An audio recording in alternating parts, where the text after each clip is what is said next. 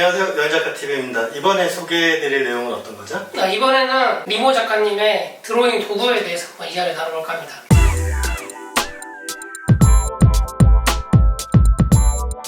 드로잉 여행을 하면서 참 많은 아이템을 쓰는 것 같아요. 저는 리모 작가님이 어떤 걸 쓰는지 평소에 되게 궁금했거든요. 물론 이거는 홍보나 그렇죠. 협찬이 아닙니다. 그냥 그쵸. 저희가 개인적으로 쓰는 거에 대해서 이야기를 나누는 것 뿐이고요. 리모 작가님이 어떤 걸 쓰시는지 잠깐만 소개 부탁드려도 될까요? 네. 일단은 필기구가 있을 텐데 네. 옛날에는 이제 미술 도구를 정통합으로 좀 많이 썼어요. 연필도 사비연필 길게 쓰고 네. 지우개도 톰보 지우개 이런 거 쓰고 막 그랬는데 제가 쓰는 도구는 뭐 그렇게 특별한 건 아니고 그냥 일반적인 샤프 펜슬도 많이 쓰고 이런 식의 HB 연필 뭐 B도 쓰고 HB도 쓰는데 사비는 잘 안 써요. 왜냐하면은 사비 스케치를 해놓고 이제 여행하면서 갖고 다니다 보면은 많이 뭉개지고 무너져가지고 그리고 굉장히 명암 단계를 많이 표현하는 그림을 하진 않기 때문에 저는 이게 더 가죽 케이스 이거는 연필은 1,000원짜리인데 가죽 케이스는 10,000원짜리. 자꾸 이렇게 상품이 칼집 같아요, 칼집. 별거 아닌 것 같은데 돈이 많이 들어요. 자꾸 사다 보면은. 그리고 이제 드로잉 펜 같은 경우에는 요즘엔 너무 펜 종류가 많아서 네. 다들 막 여러 가지 쓰고 계신데 저는 이런 피그먼트 라이너라고 건속성 긋고 나면 빨리 마르고 한번 건조되면은 물에 번지지 않는 그래서 건속성과 내수성이 다 있는 이런 드로잉 펜들이 많이 나와 있어요. 네. 저는 이제 이 스테들러라는 회사 후원을 받고 있어요. 이 펜을 많이 쓰고 있습니다. 그래서 아니 근데 저도 이거 리모 작가님 수업하면서 써봤잖아요. 되게 마음에 들었어요. 다른 펜이랑 좀 느낌이 달라요. 워낙 얇은 것도 있고 말씀하신 것처럼 빨리 마르고 해가지고 뜬금없지만 하나 질문 드리고 싶은 게 네. 있어요. 저같이 그림을 잘 못 그리는 사람은 그리다가 픽셀을 많이 나잖아요. 네. 이런 걸 못 지우잖아요. 네. 그럼 어떻게 해야 되나요? 넘어가야죠. 그냥 그 상태로 네. 그런 건가요? 근데 리모 작가님 그림 자체가 너무 정밀하거나 뭐 이런 그럼 스타일로 그렇긴 하죠. 가는 게 아니기 네. 때문에 크게 막 어긋나지 않으면 대체적으로 커버 치면서 들어가는 그럼요. 거예요. 완벽한 직선을 그을 필요도 없고 좀 휘어도 괜찮고 좀 무너져도 괜찮아요. 근데 문제는 뭐냐 그걸 수정하려고 이 직선을 그렇죠. 보통 쓰거나 초보들은 다 그렇죠. 네, 그럼 더 지저분해져요. 그래서 차라리 예를 들면 어떤 건물을 그릴 때 창문 4개짜리인데 실수로 공간이 모자라서 창문 3개밖에 못 그렸어요. 넘어가세요. 왜냐? 그림 보는 사람은 그 건물이 창문 4개인지 3개인지 몰라요. 그래서 그 여행이 준 어떤 감정적인 이미지만 전달하면 되지 너무 정교함이나 섬세함으로 승부하는 장르가 아니기 때문에 저는 그냥 바로 펜으로 해도 뭔가 어색하더라도 넘어가고 끝까지 잘 마무리하고 멈추지 않고 그게 더 중요하다고 생각해요. 네네. 그래서 이런 펜도 쓰고 필기구는 뭐 특별한 건 거의 없는데 하나 말씀드리자면 이런 거 네. 워터브러쉬라고 여기 물붓이라고 하는데요. 우리나라 말로는 요 뒤에 물을 넣는 곳이에요. 그래서 이거 돌리면은 이렇게 이제 분모가 있는 부분이랑 몸통 부분이 분리가 되는데 여기에 물을 넣고 쓰기 때문에 이제 물통이 따로 필요 없는 거죠. 수채화일 때.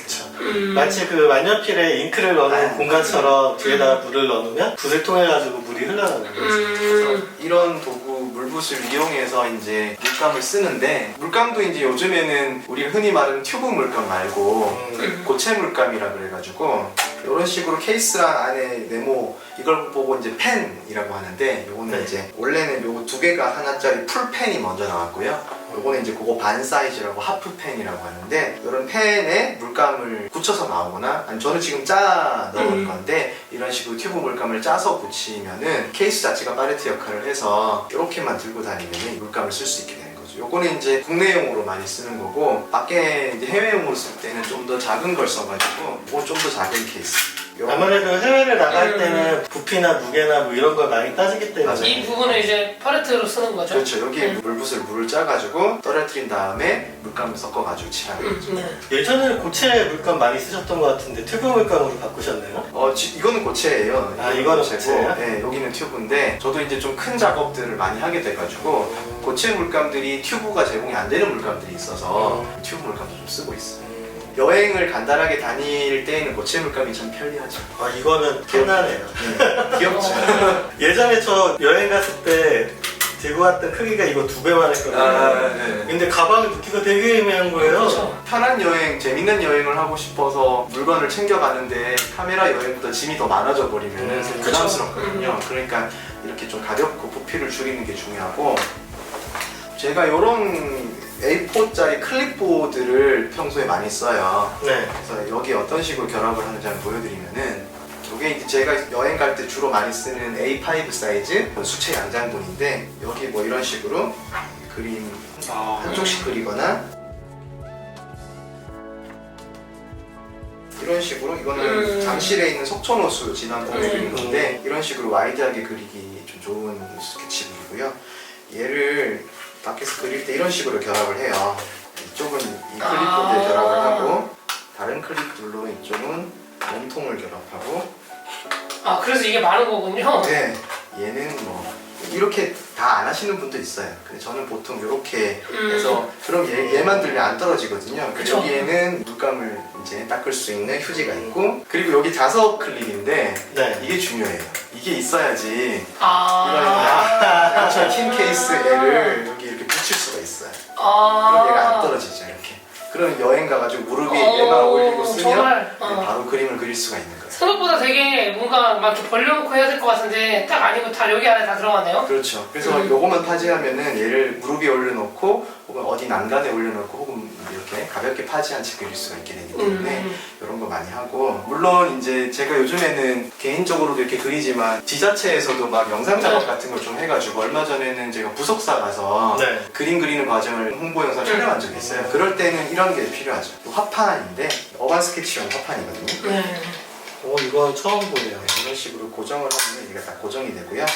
여기에 그림을 올려놓고 그릴 수 있게 되는데 요 뒤에 보시면 슈가 있어요. 그래서 카메라 삼각대를 활용해가지고 야외에 설치할 수가 이거 있어요. 탐난다. 이거 수제화판인데 이런 거. 근데 평소에는 사실 이렇게 일일이 설치하고 하면 좀 그림 그리는 일이 유난스러워지니까 평소에는 간편하게 쓰고 뭔가 좀 그림을 정교하게 하고 싶거나 뭐 퍼포먼스가 필요할 때는 이런 화판을 많이 쓰고 있어요. 이 분야도 좀 많이 확대되고 있어가지고 이런 새로운 제품들이 좀 많이 나오고 있어요. 아니 요즘에 그림을 취미로 하시는 분들이 굉장히 좀 많아지시는 것 같아요. 네, 맞아요. 네, 그렇죠. 정말. 특히 여행을 가면서 그림을 그린다라는 행위 자체가 뭔가 좀 힐링해주는 느낌이 있어가지고 뭐 홍대나 뭐 이런 카페들 봐도 클래스를 진행하시는 분들이 굉장히 많더라고요. 그림이 예전에는 입시미술 위주였고 네. 학원에서 이제 입시미술 스타일을 취미미술로 가르치는 경우가 많아서 근데 입시미술은 굉장히 좀 뭐랄까 오랜 시간 쌓아가야 되는 장르다 보니까 빠르고 쉽게 즐겁게 그냥 그리고 싶으신 분들은 좀 안 맞는 부분이 있었어요. 그래서 근데 이제 그런 분들이 요즘에는 이런 어반 스케치나 여행 드로잉 스타일의 그림을 굉장히 좀 많이 접촉을 하시고 그룹들도 늘어나고 있어가지고 저도 이제 그림 여행이 더 이상 외로운 여행이 아니라 좀 다들 함께하는 여행으로 발전하고 있다 이런 생각을 좀 가지고 지금 이렇게 가지고 오셨는데 그러면 실제 짐은 거의 대부분을 가져가시는 건가요? 그냥 해외여행 할 때는 짐을 최소화하는 게 좋아가지고 네. 그리고 막상 해외에서 그림을 그려보면 그냥 짧은 여행에서 그림을 많이 그리기가 힘들어요.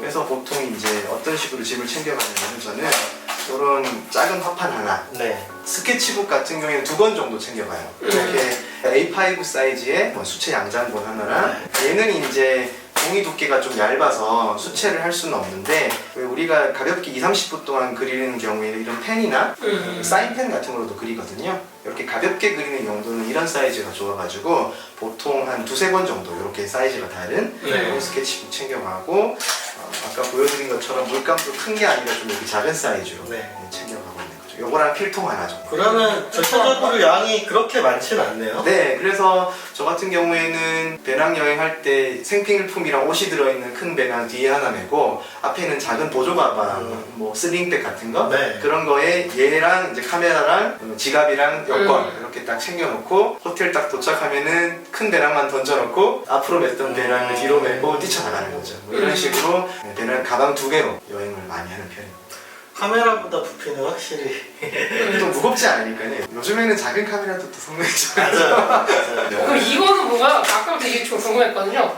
이거는 가죽으로 된 필통인데 아. 여기에는 뭐가 있냐면은 아까 물붓 주로 쓴다고 했잖아요. 네. 근데 물붓 말고 이런 식으로 고급 붓인데 여행 드로잉용으로 나온 붓들이 있어요. 이런 거 따로 보관하는 가죽 파우치인데 얘는 물통이 있어야 돼가지고 가볍게 그릴 때는 잘 안 쓰고 좀 색감 위주로 좀 강렬한 표현을 한다거나 물감을 많이 쓰는 그림 그릴 때는 이런 큰 것도 쓰고 작업을 이제 해야 될 때는 있어요. 네. 그래서 따로 보관을 하고 있어요. 카메라 같은 경우에는 바디랑 렌즈 구매하면 굉장히 몇백만 원 금방 나가잖아요. 문구류는 좀 싸서 소비가 적을 것 같은데 이것저것 굉장히 예쁜 게 많아가지고 사실 이쪽 분야도 잘못 지출을 하면은 꽤나 타격이 클 수 있어요. 그래도 시작 단계에서 필요한 것들만 산다고 하면 대략적으로 아까 여행하시는 그 세트만 따져보면 어느 정도 나올까요?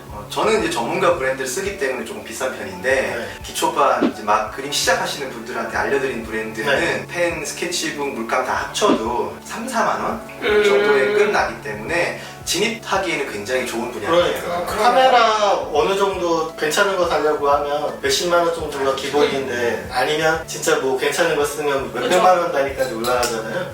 근데 그림 같은 경우에는 시작하기가 문턱이 좀 높게 느껴질 뿐이지 한번 들어가기 위한 기회비용은 되게 저렴한 것 같아요. 네, 맞아요. 근데 이제 그림을 시작을 했는데 훈련이 아니라 이게 재미난 어떤 과정이란 그 재미를 알아가고 꾸준히 그림을 그려 나가기까지가 은근히 좀 어렵기 때문에 그럴 것 같아요. 그 꾸준히 과정이 그린다는 거. 예. 왜냐하면 내 손은 왜 이럴까 막 이런 생각 들거든요, 하다 보면. 근데 처음부터 잘 그리는 사람 별로 없고요. 맞아요. 재밌게 즐기다 보면 잘 그려지는 거기 때문에 처음부터 잘 그리고 싶다. 나는 어디까지 실력이 완성되면 이제 뭐 자격증 졸업하듯이 그림은 끝이다. 이렇게 생각하시는 분들은 잘 못 즐기시고 못 그려도 괜찮으니까 내가 만든 나만의 결과물이니까 좋아 라고 생각하시는 분들이 그림을 재밌게 오래 그리시더라고요. 그런 분들이 결국에는 잘 그리게 되시죠. 지금까지 림보 작가님이 평소에 애용하시는 아이템에 대해서 말씀을 나눴고요. 그러면 저희는 다음에 다른 영상을 찾아뵙도록 하겠습니다. 감사합니다. 감사합니다.